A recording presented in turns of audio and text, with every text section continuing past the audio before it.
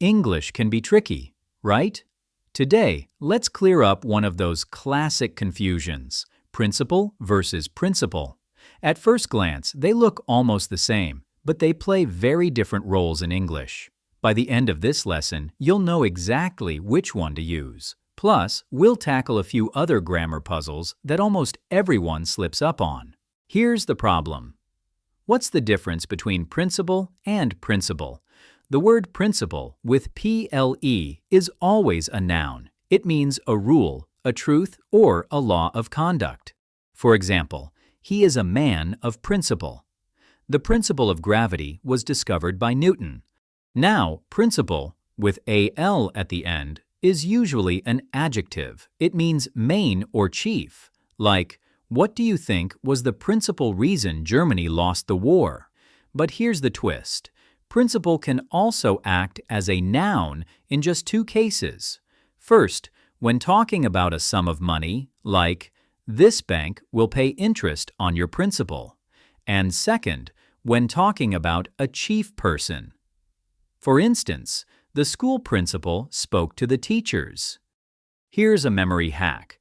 Principle ends in LE, just like the word rule. A principle is a rule. Principle ends in AL, and adjective starts with A. So principle means main or chief.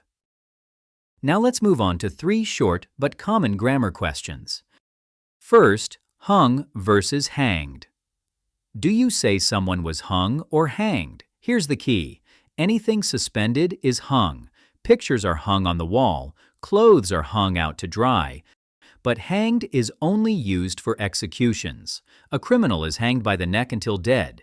So remember, objects are hung. People, tragically, are hanged. Second, speak to versus speak with. Here's one that confuses almost everyone. Should you say, I'd like to speak to you, or I'd like to speak with you? The truth is, both are correct, but they carry slightly different flavors. Speak to is more formal or one-sided, like a lecture or announcement. Speak with is more conversational, like a two-way exchange. So if you're in a meeting, you might say, I'd like to speak with you about a project. But on stage, you might say, I'm going to speak to the audience tonight. No need to overthink it. Both are standard and accepted. Just choose the one that fits your tone. Finally, mothers-in-law versus mother-in-laws. The correct form is mothers-in-law. Why? Because the main word takes the plural. Here are some other examples. Attorneys general, editors-in-chief, brothers-in-law, sergeants-at-arms. Always make the important word plural. These little details make a big difference. They show precision, confidence, and care in your English. Keep practicing, and soon you'll never get caught by these traps again. If you're enjoying these simple lessons, make sure to subscribe to Organized English and keep learning step by step. See you in the next video.